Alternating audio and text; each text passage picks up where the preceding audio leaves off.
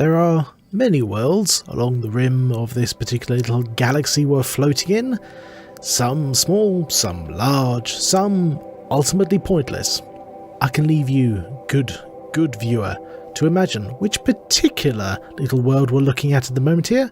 This is the world of Roggor, and seeing as how it's got such names as the Red Woodpecker Expanse, you can kind of imagine what sort of culture has evolved on this world. On this little ball of iron orbiting around yet another unremarkable star, the Khazad-dûman, the Dwarven Hill clans, of course not having a very good time with the nearby Claw clan, 4 individuals decide to strike out along the long and dusty dark trail left by many ancestors many years ago to try and find a better place to live where they're not constantly killed by green-skinned bastards. Unfortunately, they find themselves here. 14.8 north, 164.8 W. It's just called Arab Shrubland, but they decide to call it the Lonely Mountain, because their dwarves and imagination is not their strong suite.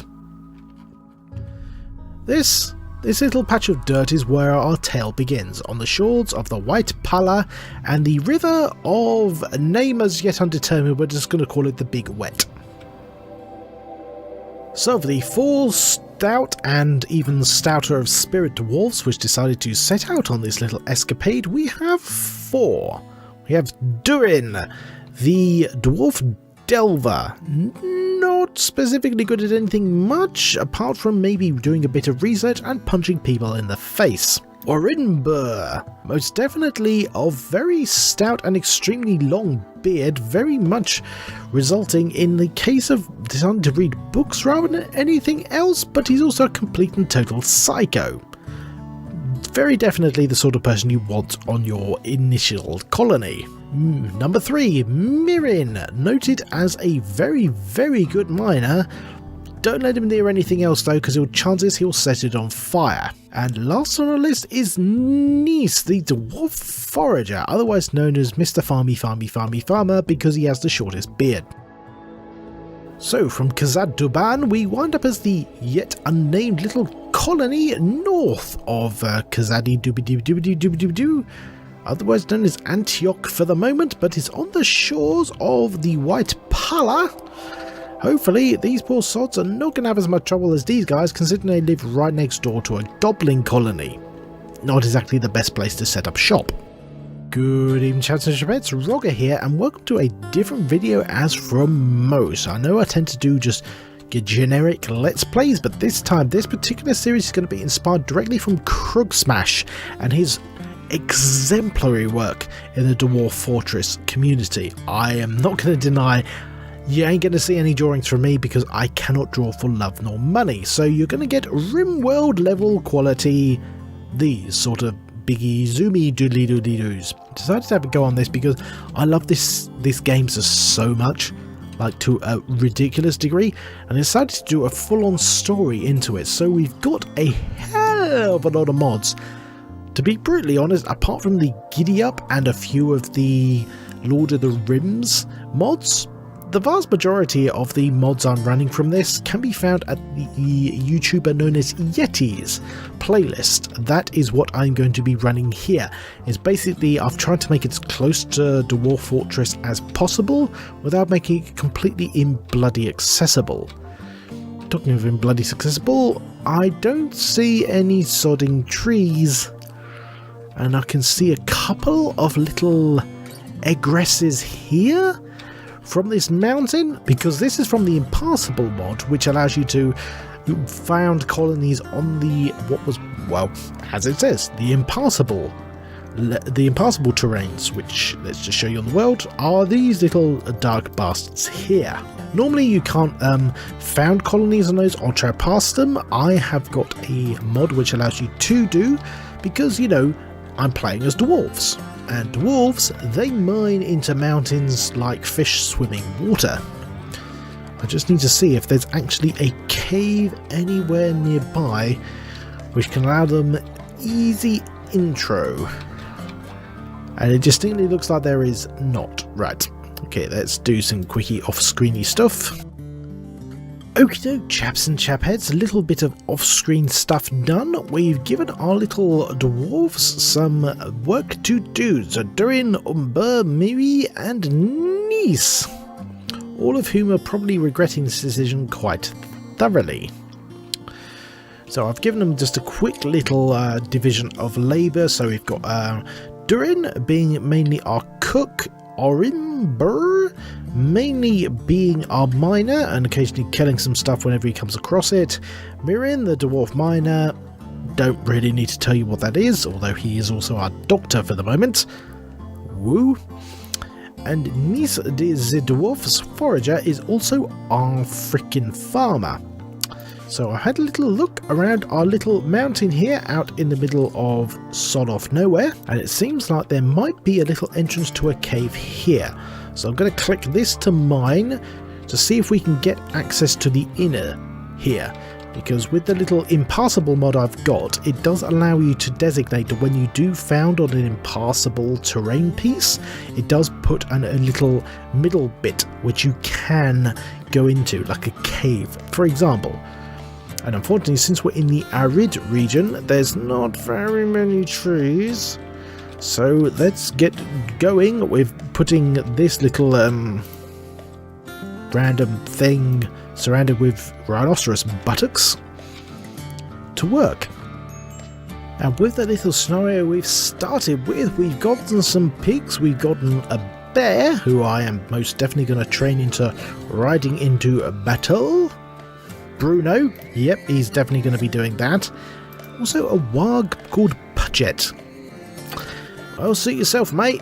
You are definitely going to be used as a freaking weapon. On the little zoom out map I've got, we got the little dwarves as white dots. Let's see what you've got going to. Okay. Orimber, what are you going to find us? Are you going to find us a cave? No, you are not. Shag. Okay, there's another little gap down here. Let's try here. Are we going to be any more successful? Whilst we're doing that, we got Mirin deconstructing this random little hut thing made of slate over here. It's a bunch of handy dandy slate, but you know what? Better than a kick in the dick. Right, well, unfortunately, it looks like we're doing things the hard way, and we're just going to mine into this mountain blindly until we find a cave or some other form of space in which to actually settle up. So, Orimber, let's get cracking, mate. Come on, you got 47 freaking squares to dig out. Get on with it. So, several hours of digging later, we've got Orimber having hit compacted machinery, which will be useful significantly later if the dwarves ever decide to invent guns. Otherwise, at the moment, it's just really, really weirdly shaped metal. And bless them, they are sleeping out in the open. But you know what? When four guys decide to secede from society and go to a random freaking mountain in the middle of nowhere, they are going to have some comfort issues. Whilst the compadres sleep under the freaking moonlight, Nice is doing a hell of a lot of work ensuring that they will at least have some form of alcohol fairly soon. Quite probably vodka, considering it's potatoes.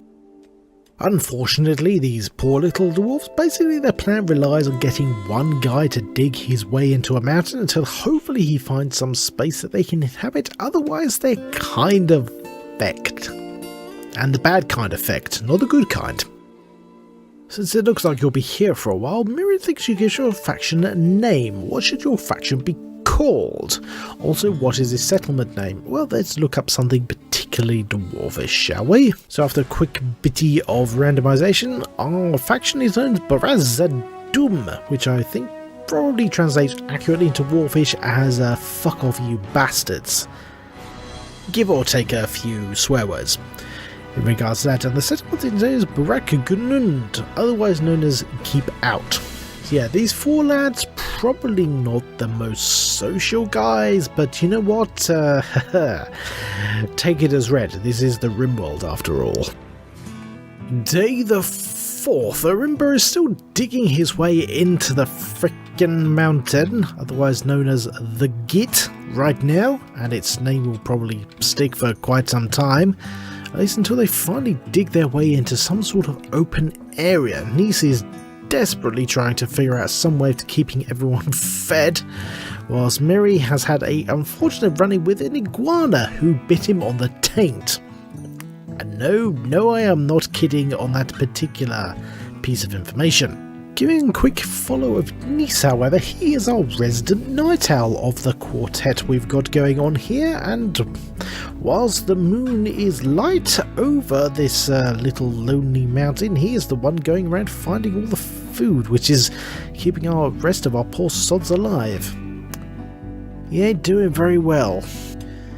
And deep within the mountain, Orimba is still trying to dig out this alleged holy innard, which might actually give him some recourse as to why he's been digging his way into this mountain for the past 4 days.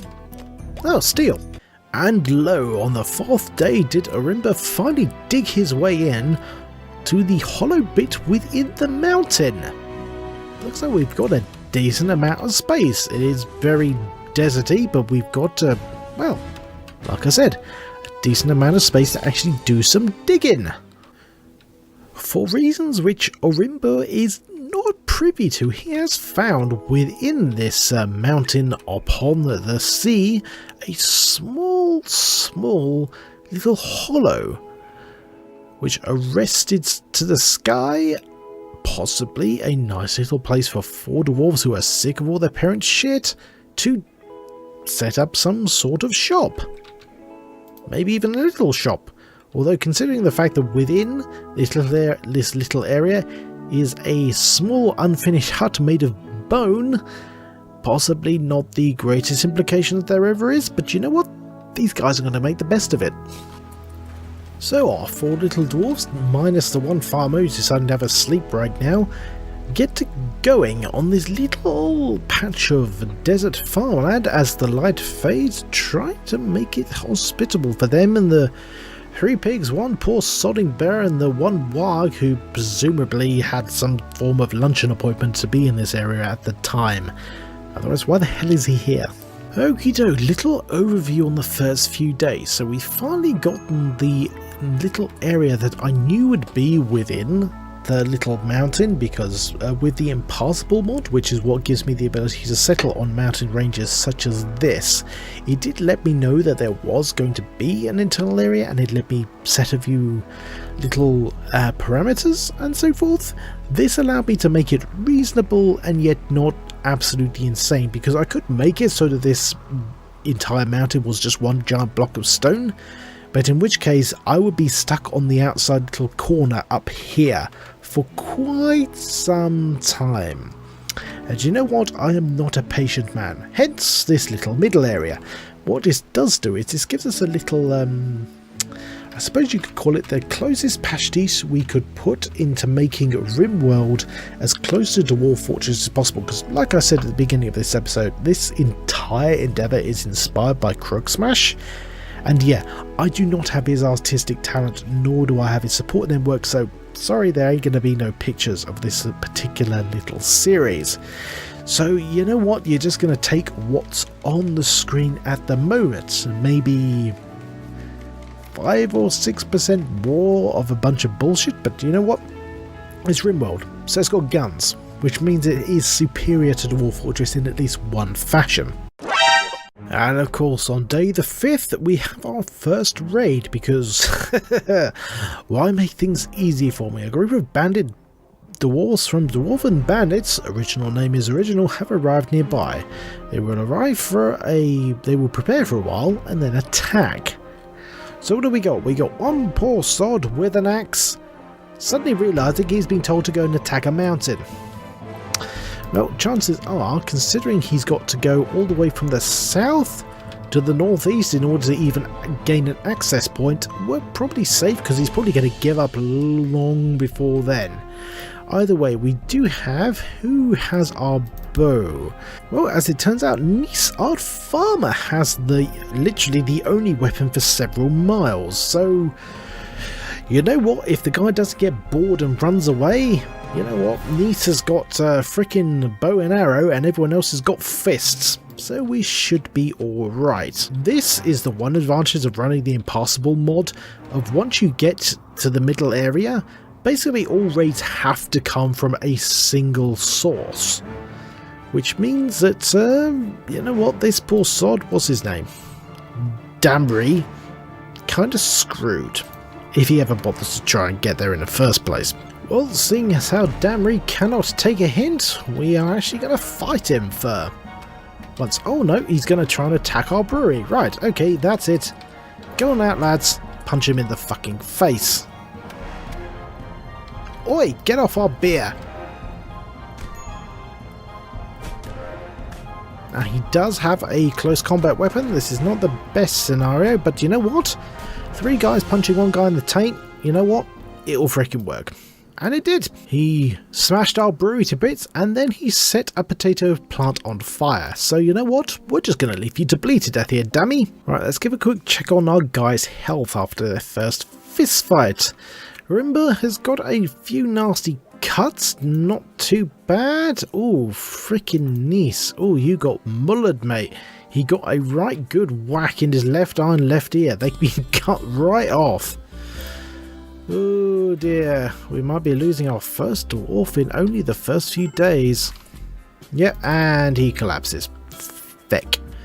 Who's our doctor? Miri. Miri, you got kind of an alert going on at the moment, mate. Only because one of the few people you know in the world is bleeding out to death in the corridor, which one of your other mates dug. Well, we do have some medicine. Unfortunately, it's still stuck over here. By the way, yeah, he has got an axe wound. Where is frickin' hold the phone? What do we got here? 2 things happening at once.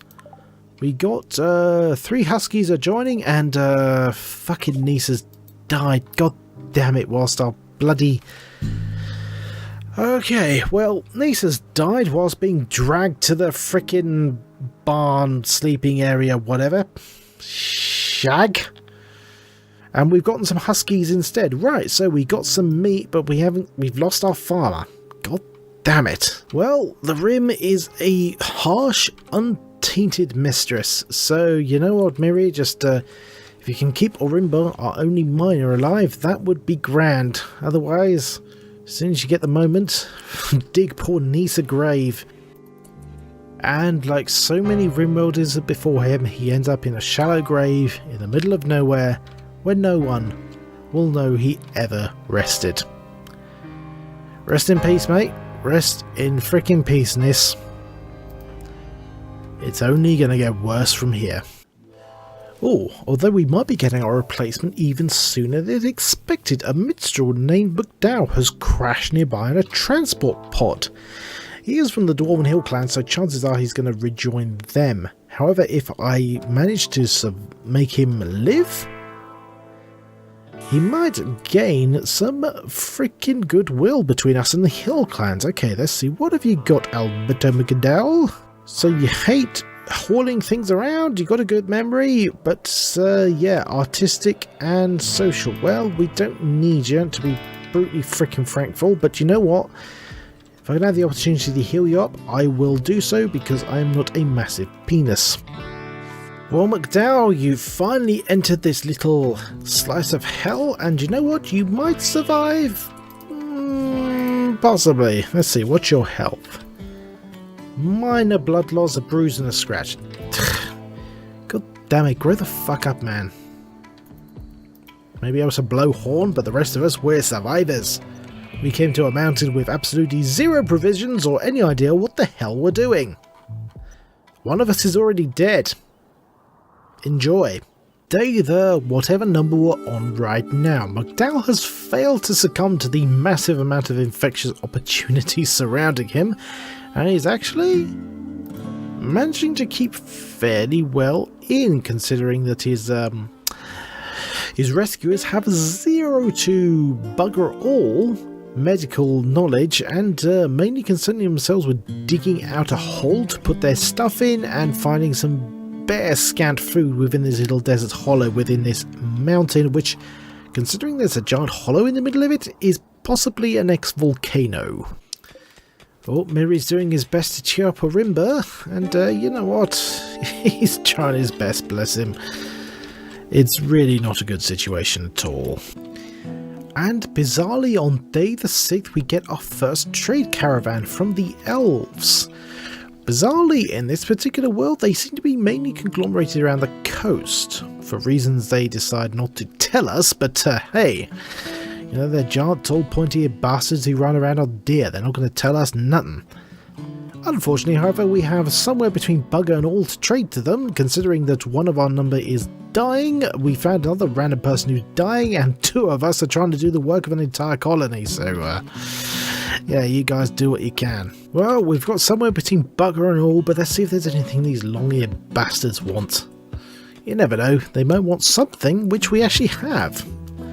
Let's see, well, we really don't have the money or resources to feed these huskies so they can go. What can we actually get in return? Oh, believe you me, I am very tempted by the beer. But you know what? We can make it ourselves. We know how to. What dwarfs got, damn it. What we really do need more than anything else is any sort of meal food composites we can put together. I mean, I know we could slaughter the huskies, but you know what? I ain't a complete and total dick. Okay, fine. We'll take your venison. Let's see. We may have steel in this mountain. We may not. We may need a few beers, though. So let's take your beer. And let's see. What have we got? We have 80. We really can't afford anything else, and we don't want any of that nasty elf shit knocking around. So you know what? Let's take some component and call it even. You frickin' elves, we really don't like you. Mainly because our genealogy tells us to. And of course because it never rains but it pours, even when it is not going to rain whatsoever, because an unusual heat wave has begun. Heat waves can kill people if they start getting heat strokes. They're killed by building a cooler or getting deep underneath a mountain. We are underneath the mountain, but unfortunately there's this caldera where we're living right now, so you know what, we're gonna have to freaking deal with it. Hey, Miriam's finally... Wait, what? Hold, what? Miriam, what are you doing? You're feeding a dead dwarf to McDowell. What the actual oh, okay, well, not watching that. I mean, there's berry bushes right up here, which you're not getting rid of. Oh, dear. And I mean, there's meals right over there. Oh, if McDowell decides to join us, it will be a cocking miracle. See, McDowell, raw cannibalism. I ate the meat of another human-like organism, raw like an animal. This is a nightmare. Well, you're the one who crash landed near us, mate, and we're quite literally surrounded by a hell of a lot of angry elves.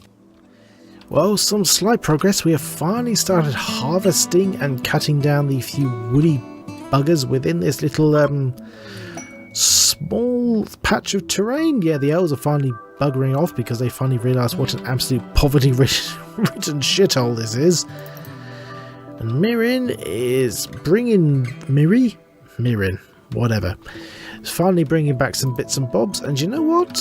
Depending on whether McDowell survives or not, we may have a new member or we may not, considering we're replacing poor Neri, who just got annihilated by the one freaking bandit we've had turn up along this freaking godforsaken hellhole. And you know what? Just when things can't get more of a feck you, this was a bad idea. Now one of our pigs has gotten cancer.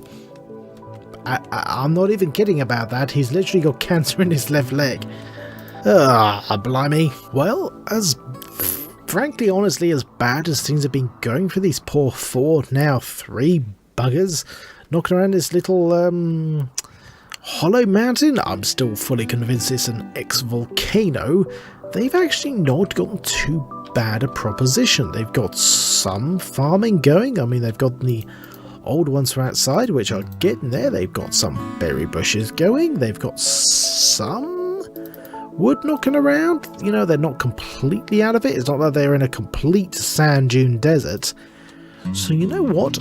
As disappointing as the death of Neri was, they're not doing too badly. What we really need more than anything else is exactly that. They need to start getting research done. Speaking of which, what the hell are they researching? Tree sowing. Yeah, okay, so Arimba is trying to figure out how the hell to get these trees to grow again, And considering we're in the desert, we really do need trees. That is actually a serious thing to be getting going. Because the one advantage of doing a little colony like this is when you have these open areas like this, this area will be relatively safe and will be a lot safer than if this was completely exposed. However, whilst this is relatively safe overall, it does restrict how much we can actually start growing stuff, especially now our farmer is dead, and chances are McDowell is not going to join us, considering he's about to pass freaking out from the freaking heat, but we can't do shit about that.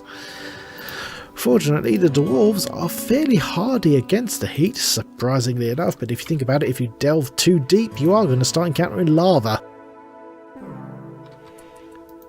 And of course McDowell has freaking died from heat stroke. Who the fecking Ray? Right, Mirren, bury him. Well, there goes someone else who may possibly have been part of this godforsaken colony. Now he's fertilizer. Here is freaking McDowell. Poor sod never stood a chance. Damn it. And genuinely damn it, because now we're down one person, and I thought, you know, maybe we might get another one to replace him, but no, that ain't happening. Considering that, I should probably dig some more graves. And of course, just because things can't get even worse for these poor three sods, we have an oppressive mist rolling in. This is the sort of mist where you see things out of the corner of your eye, you hear the whispers that should not be. Mainly from these buggers, the mist stalkers. They don't actually do any damage to the poor dwarves or anything else which comes across their way. They just tend to make them go a bit bonkers. Well, fortuitously, Neris's last and only harvest of potatoes is finally starting to come to fruition, which is at least going to see these poor sods through this particular month until their next crop gets going. And that is until these freaking mist stalkers don't cause them to go absolutely mad. Let's see, what are we talking about? Let's see, there should be...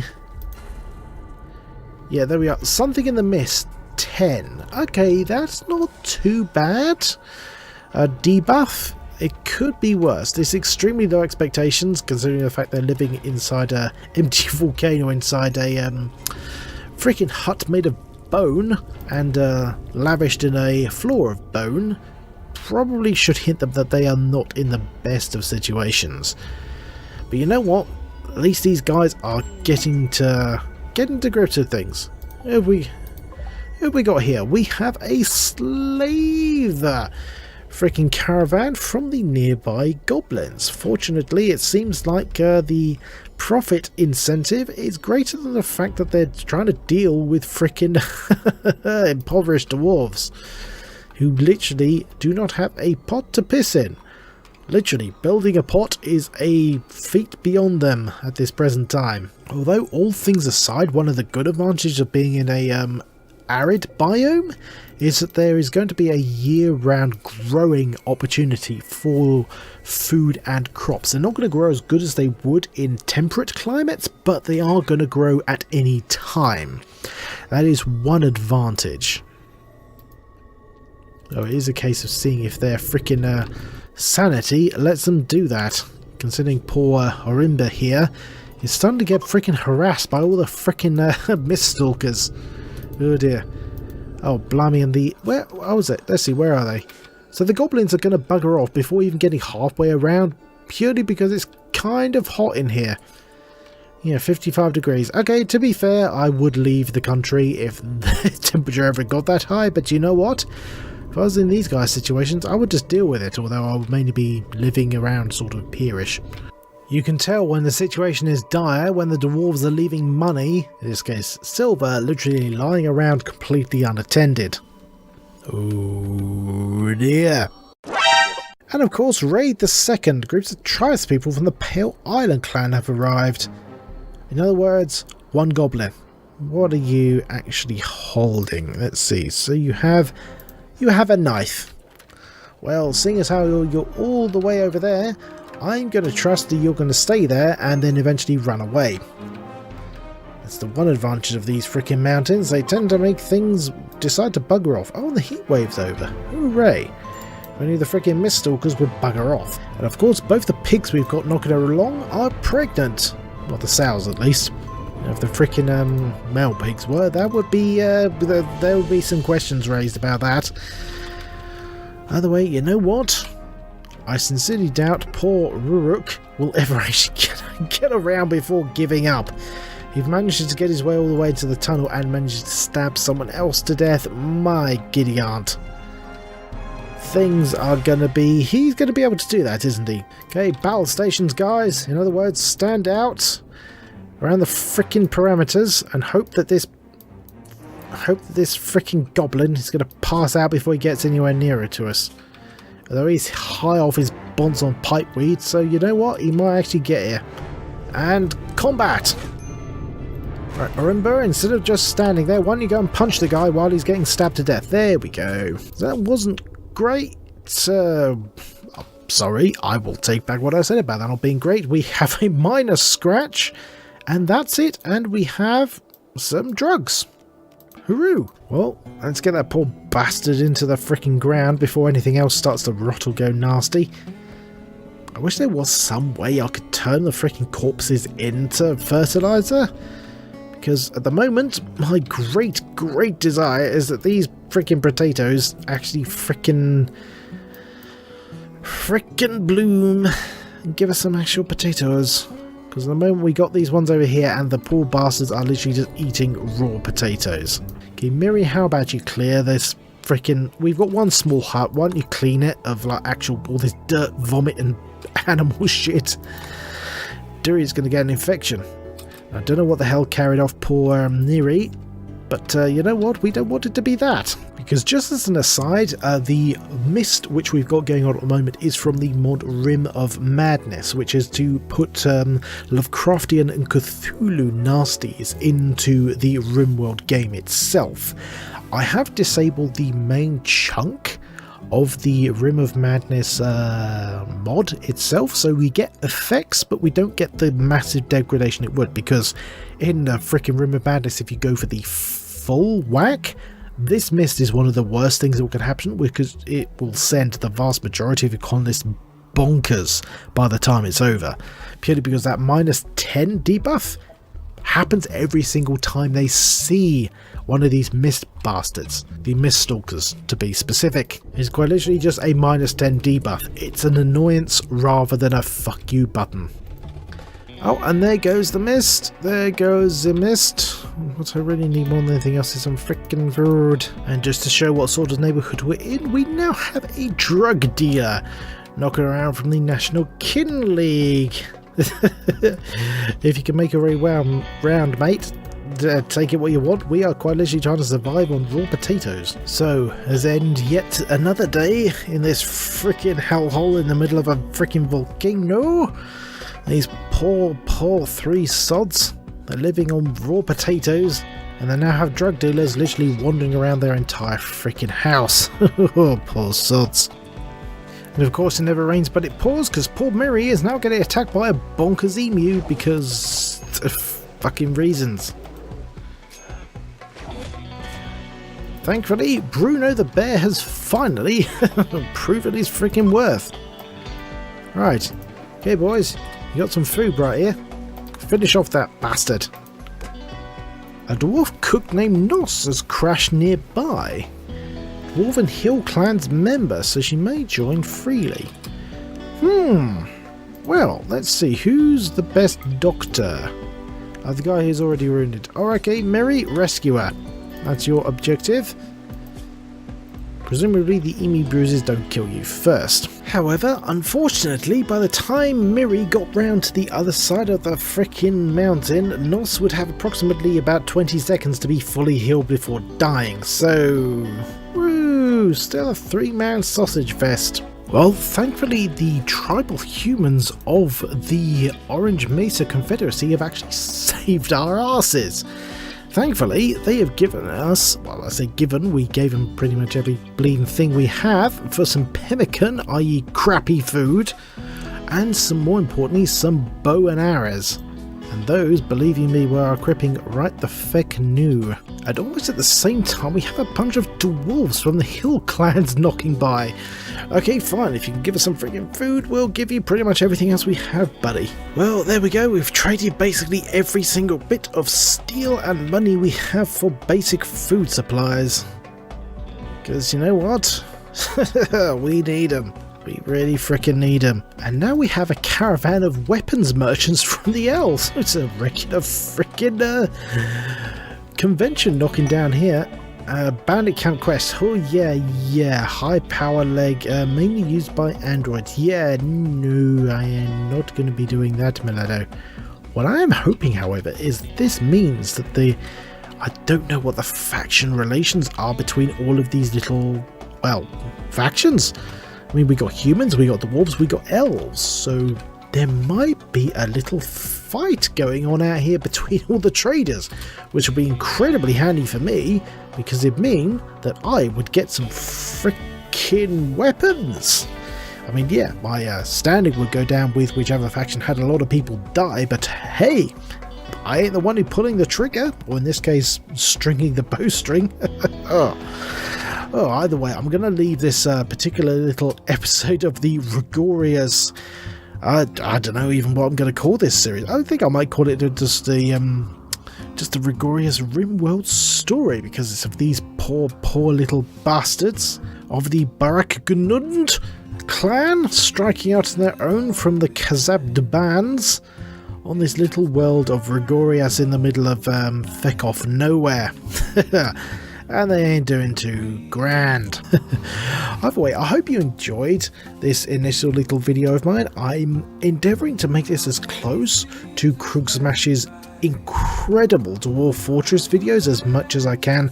Again, there ain't going to be no drawings because I am no artist, and nor do I know any artists, so there ain't going to be no pictures. I'm sorry about that, but hopefully the story will make up for it, because I want to see what happens to these poor three little sods, especially if there's going to be an out-and-out brawl between all of the traders right outside their front doorstep of the creepy hut made of bone, which no one is questioning right now because they're not in the position to.